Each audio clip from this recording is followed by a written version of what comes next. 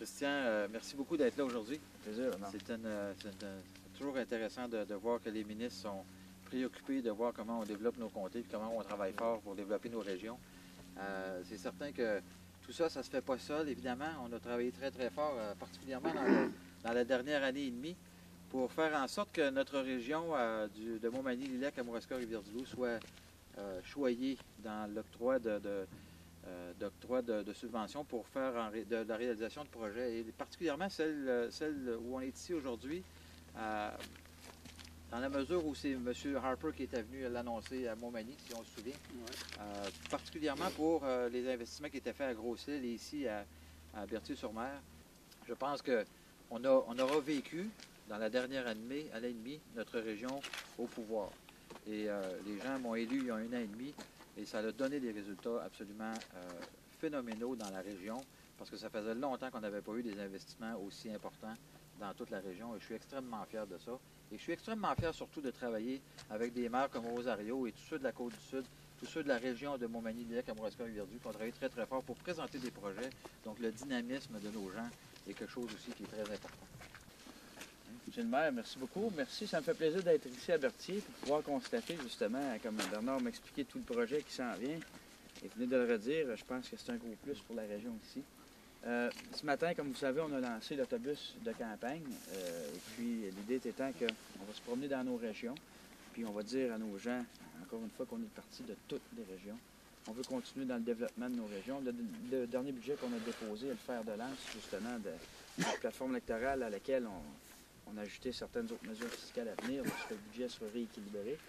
Mais je pense que ce qui est important, c'est de voir qu'il y a des mesures ciblées pour un peu partout dans nos régions. Qu'on parle de pompiers volontaires, on sait que c'est un enjeu dans nos régions, le crédit d'impôt, qu'on parle d'attirer des médecins, des infirmières, qu'on parle également aussi un petit peu plus bas dans le fleuve, avec toutes les tempêtes qu'il y a eu. Il y a eu des argents qui ont été votés justement pour la réfection des ports de petits bateaux qui ont été endommagés.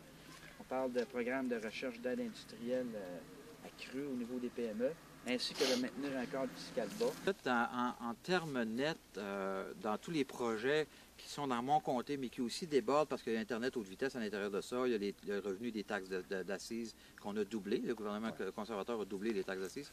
Quand on prend l'ensemble de tout ça, on parle d'environ 150-160 millions de dollars qui ont été investis dans la région, mais la part du fédéral est d'à peu près le tiers de ces montants-là, parce que chacun des projets était dans le plan d'action économique du Canada, où souvent, même très souvent, il devait y avoir une portion municipale ou de promoteurs et la portion provinciale.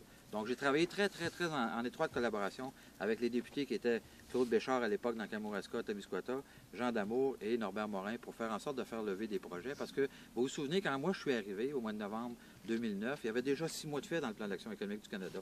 Donc, puis M. Rosario pourrait en témoigner. Quand je suis arrivé, moi j'ai fait la liste de tous les projets qu'il y avait sur la table dans mon comté. Parce qu'on a fait on s'est assuré d'aller chercher cette information-là rapidement.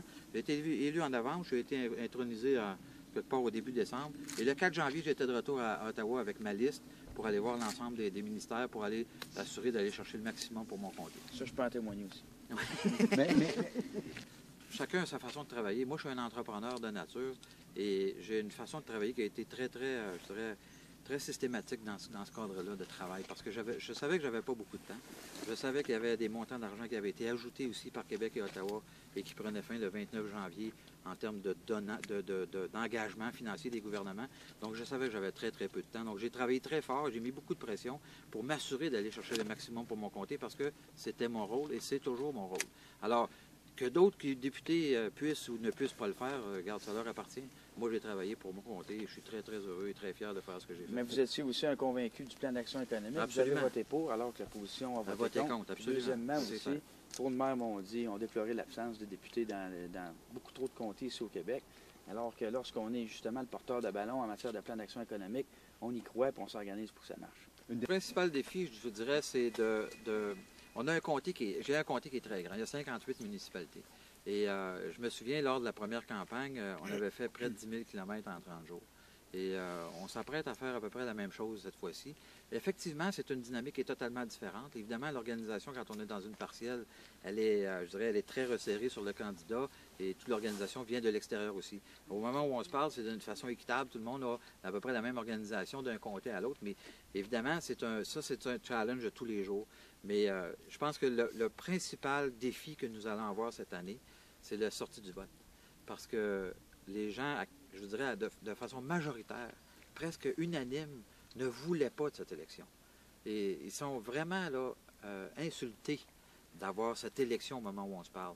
Et nous avons dit de façon très convaincue et convaincante, je l'espère, que ce n'était pas les conservateurs qui voulaient défaire le gouvernement parce qu'ils voulaient aller en élection. On l'a dit pendant plusieurs mois et l'opposition nous a défait. Et maintenant, on se retrouve en élection aujourd'hui et les gens n'en voulaient pas.